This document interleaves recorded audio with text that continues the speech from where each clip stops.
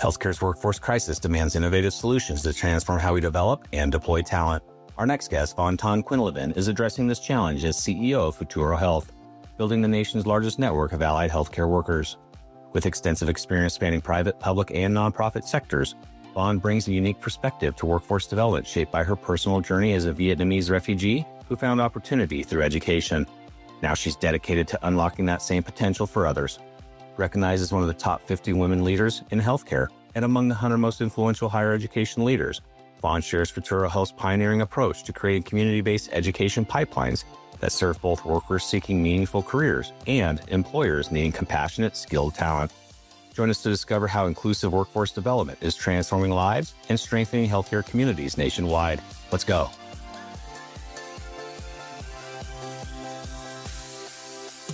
Welcome to Passionate Pioneers with Mike Biselli, where we highlight and speak with the innovators, the game changers, and the pioneers who are deeply passionate and relentless in solving the problems our world is facing today. This is your opportunity to connect with and learn from these leaders and to support them on their mission. Perhaps they will soon be hearing your story as well. This is Passionate Pioneers with Mike Biselli. I look forward to having you on this journey with us.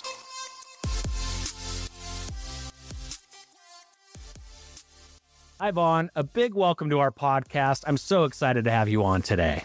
It's wonderful to be here, Mike. Well, given your extensive experience spanning the private, public, and nonprofit sectors in workforce development, as well as your passion for building the nation's largest network of allied healthcare workers through Futuro Health, I'm so excited and honored to have this conversation with you today. But before we dive in, a bit of housekeeping. While listening to our episodes, please take a moment to subscribe to the podcast so you will automatically receive episode updates in your podcast player. Simply search Passionate Pioneers with Mike Biselli on Apple Podcasts, Spotify, or wherever you listen to your podcasts. And lastly, please visit the bottom of the episode notes to connect with me on LinkedIn and X in order to further the conversations occurring on this podcast. All right, Vaughn, it's almost time for our community to learn how you and the Futuro Health team are transforming lives and communities by addressing the critical shortage in allied healthcare workers through community-based education and training pipelines. But first, what's that one piece of advice that you would give to others who are passionate about reimagining the health of our world?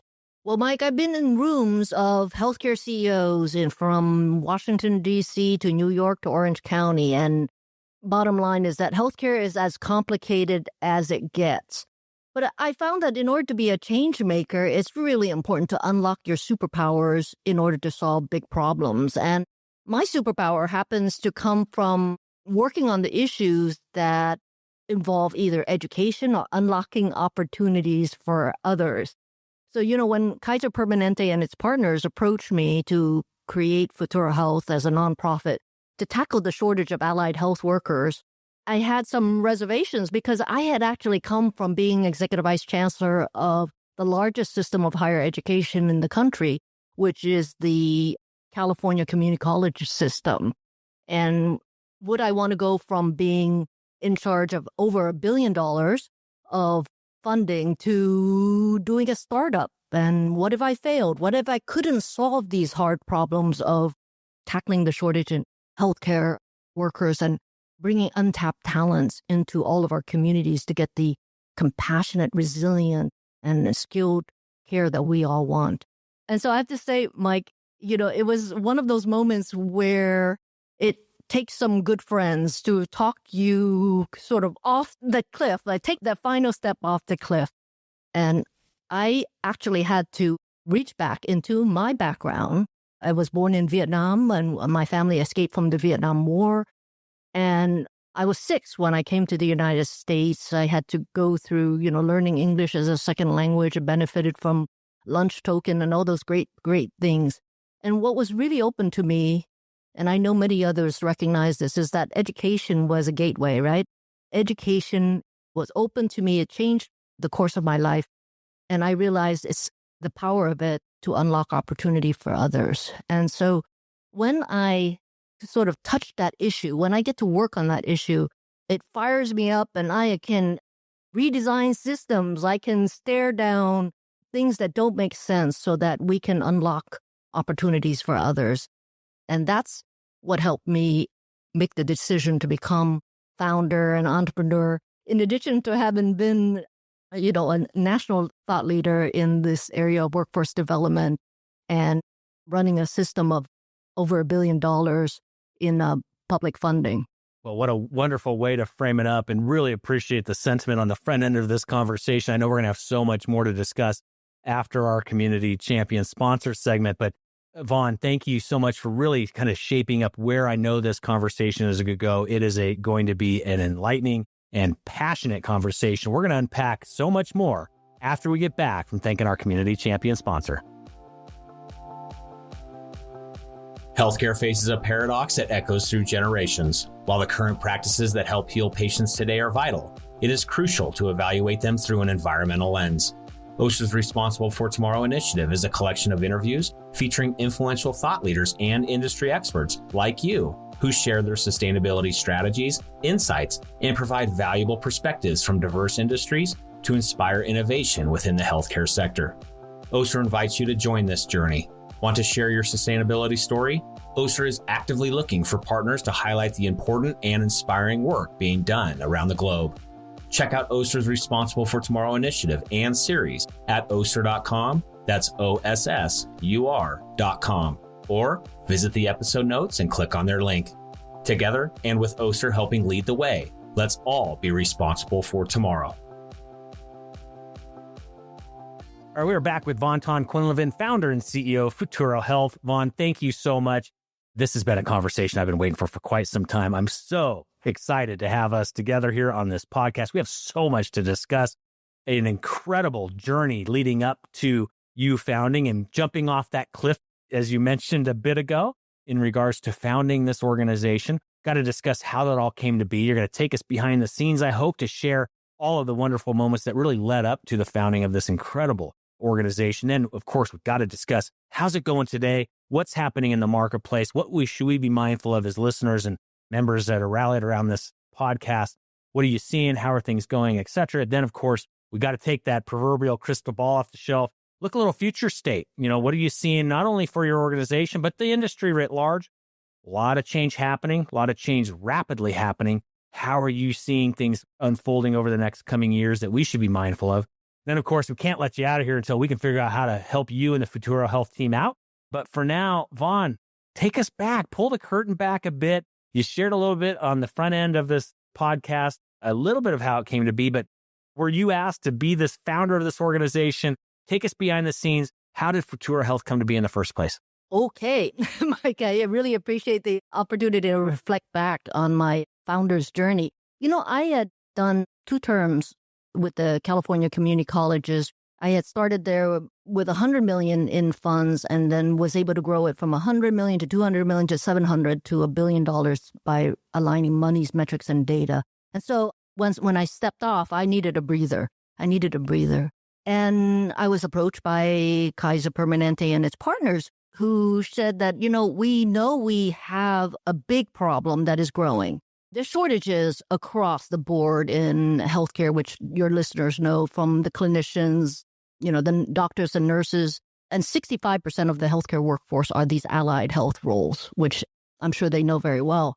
And Kaiser and its partner wanted to grow the next generation of healthcare workers, right? But for 2 years, they had been thinking about it, have many, many concepts, and they basically said, Vaughn, what would it take for you to be CEO and make this idea real? And so I had negotiated, said, well, okay, how much time do I have to get out the gate? We'll give you 2 years, we'll give you some capital, get started.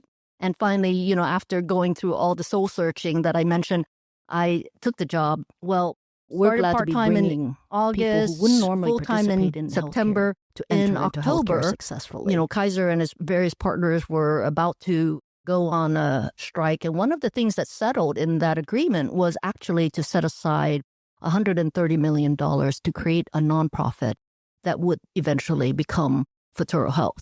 And what was amazing was I got the call the next day. They said, hey, we told you about 2 years. You have 2 months. In 2 months, the first check is going to arrive. You have to have incorporated nonprofit, have your board, have all the governance structure, because you need all that to have a bank account. So fast forward, we're now celebrating our 5-year anniversary. We're really doing good work transforming lives for people who are traditionally would not have participated in healthcare and bringing them into the credentials and qualifications to enter healthcare and thrive in healthcare. And I'm so proud to say we were a speaker bringing our best practices to the WHO last year, as well as the National Governors Association and the G7 in Canada, as well as the CMS Innovation in the last 18 months. So we've gone from really a twinkle in, our eyes and brought ourselves not only to the national and the global stage, but also transforming the lives of individuals like Tamika. She was a security guard at a hospital, started taking care of her mother who had cancer, decided that she had interest in going into healthcare, picked up our flyer and became a phlebotomist today. Or Justice, he was laid off during the pandemic, was working in a ramen noodle shop, had aspirations to become a nurse, but he was trying to save money. Well, he told him about Futuro Health. He went to the website, quick application, and we equipped him with the medical assistance credential, and he has been promoted several times at, wonderful employers, including Kaiser as well as UCSF. So there's so much untapped talent out there that need to find a way into healthcare. And so, we're very proud that 90% of our scholars come from multicultures with 48% linguistic diversity. And as you know, the pursuit of health and better health does start with cultural concordance as well as language affinity. So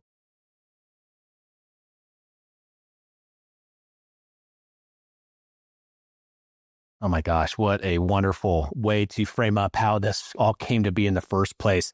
And of course, in a moment, we'll talk about it. As any good founding CEO will ask you to give the elevator pitch as who is Futuro Health. We're going to go there in just a moment. But before that, I've been in this space for quite some time, obviously, as well. And for our listeners to understand truly the magnitude of the problem, not only today, but what we're really staring down over the next number of years, we're having mass exodus of incredible workers. We have a massive worker shortage, not just clinically, but now, of course, also administratively. I mean, it is pervasive across the industry. Vaughn, can you maybe frame up a little bit before we dive into it? How big is this problem for healthcare as we see it today and even for tomorrow? Well, back in 1950, Mike, we had a roughly 12 working age adults for every person over 65. Today we have 7, and in 2040, we're expected to have 4. And that's not just to do the healthcare roles, but the teachers and, every other role that is around us in our society. So we're going to have to get very creative in terms of growing the local workforce for healthcare that we need. And already around 77 million of us in the nation live in health professions underserved areas. So, even though we have the disruptions in the current from the federal funding, it's not as if our country is not aging and not going to double the population that will age and the caregivers that need to care for them. So we need to get very creative in terms of mobilizing and activating everybody that can be in full in the healthcare workforce, but also in part to do our share to grow our local healthcare workers. Well, then let's take it from there. You framed it up exactly what I was hoping you were going to do. So let's go there, Vaughn. Who is Futuro Health and how are you helping solve for exactly the crisis that you just outlined that we are currently facing as a nation? So our work is to work with providers, health plans, communities, education providers, and really just figure out how to bring untapped talent in communities, all of our communities, to get the credentials and qualifications that they need to break into healthcare. They're the first career or the next career. And, we've really been proud of the work that we've been doing with health plans and state agencies in order to really tackle this healthcare workforce problem. If an organization is in a situation where they're kind of posting and praying and hoping that they're getting the workforce they want, then it's really time to hunker down and rethink about workforce development. And as I, go to convenings of leaders of health systems, for example, we're beginning to see activities across all of, health systems where maybe, a decade ago, there might not have been anything. But doing a program with your high school, for example, is good, but not enough. Why? Because the K-12 population is shrinking or is flatlining in almost every community across the nation.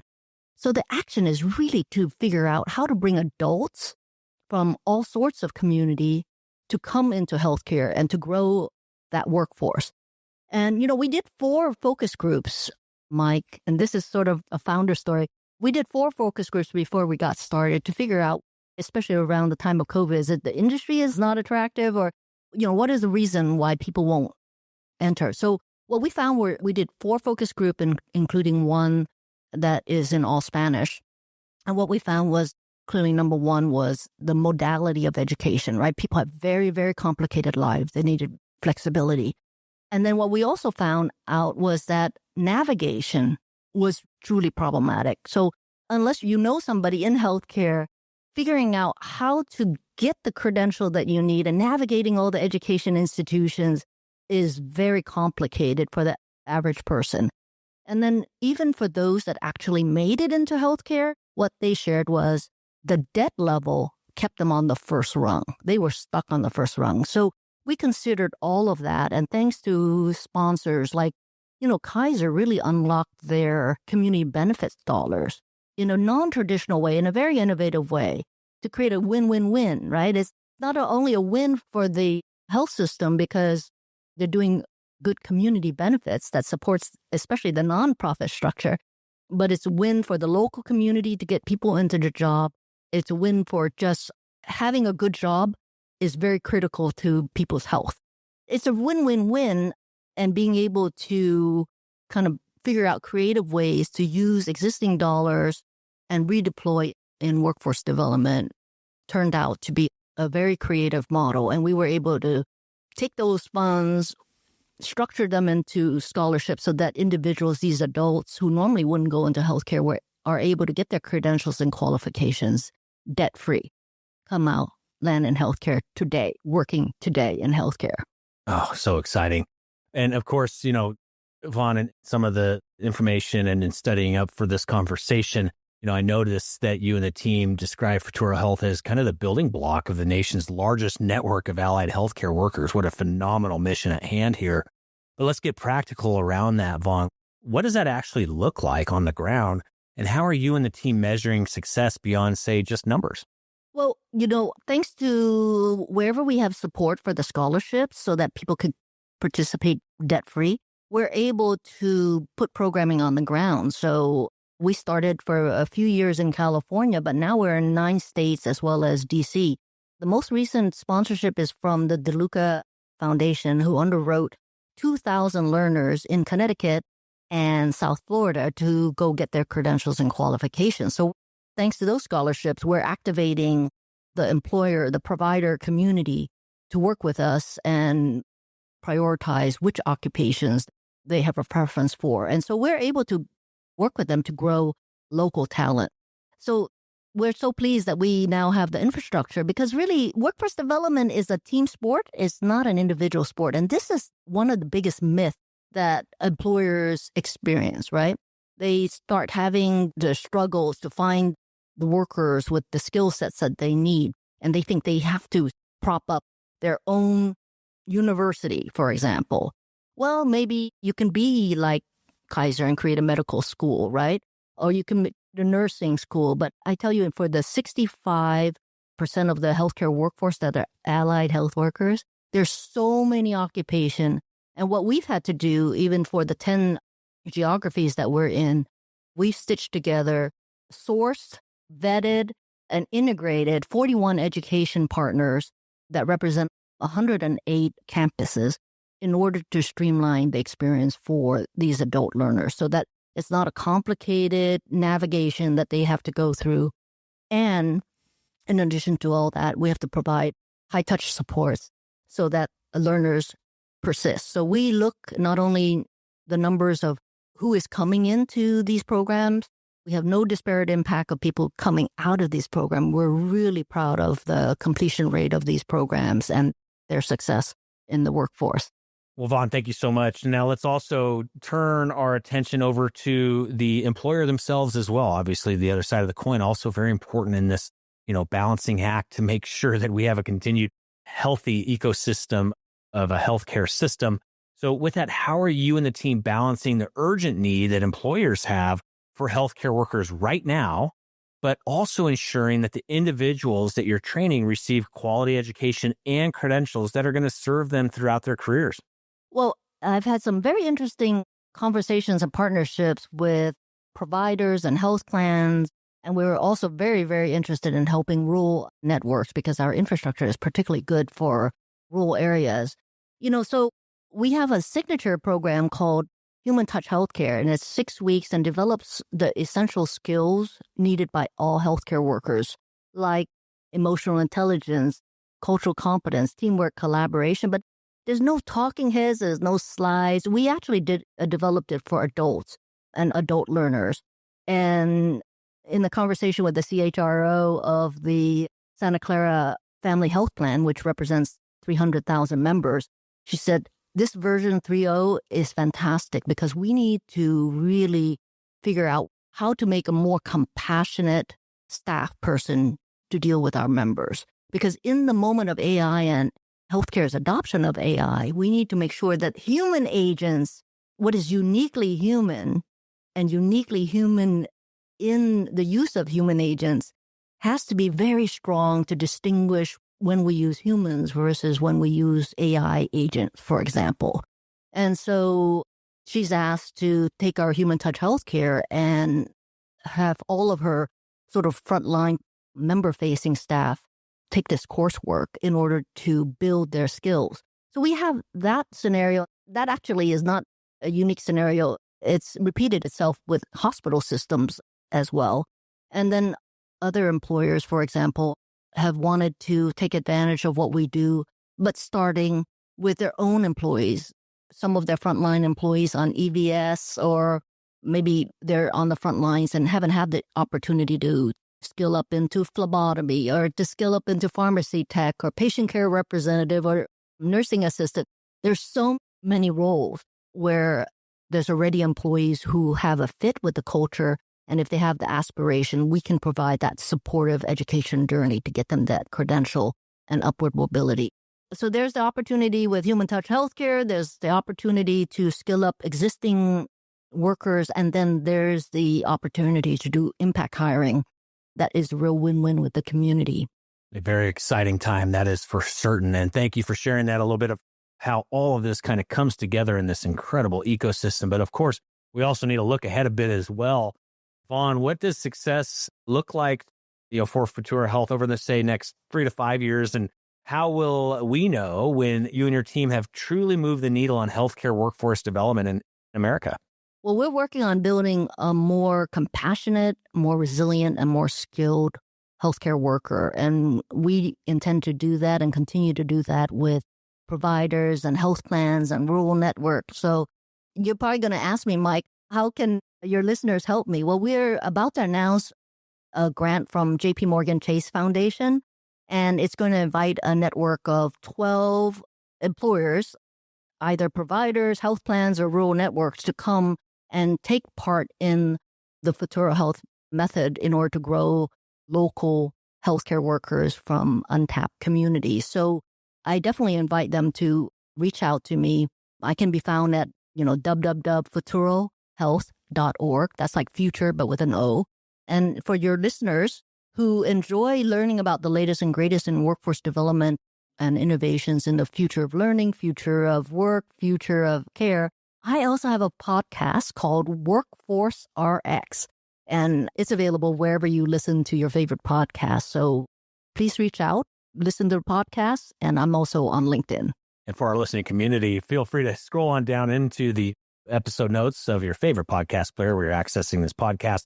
All of those contact points for Vaughn and her team will be in there. Of course, you can head over to our free global online community at passionatepioneers.com. There will be a post for Vaughn's episode where you can leave comments, feedback, suggestion, or otherwise, as well as accessing all of those contact points for Vaughn and the team, again, over at passionatepioneers.com. Vaughn, what an exceptional conversation. Why am I not surprised? I was so excited to have it. you and the team are doing is timely, more needed now than ever. And it's something that gets me personally extremely excited because this is definitely needed as we continue to work together to move this healthcare industry forward. So thank you for that. But of course, before we let you out of here, we have one more piece for you. It's a fill in the blank. I'm a passionate pioneer because? I'm a passionate pioneer because I can bring to life what starts as a twinkle in someone's eyes. I love transforming lives and unlocking opportunity. I love it. Does that work, Mike? Yeah, absolutely. You guys are doing exactly that right now. Not only today, but of course, what you are already setting up for the future. So thank you so much for spending time. We know how busy you can get over there as building a brand new company. And now you've been celebrating 5+ years. So exciting. And I know there's so much more that you and the team are going to accomplish. We can't wait to continue to follow your story here on our podcast and within our community. But for now, Vaughn, thank you so much for being with us today. It's been a real pleasure, Mike. Thank you.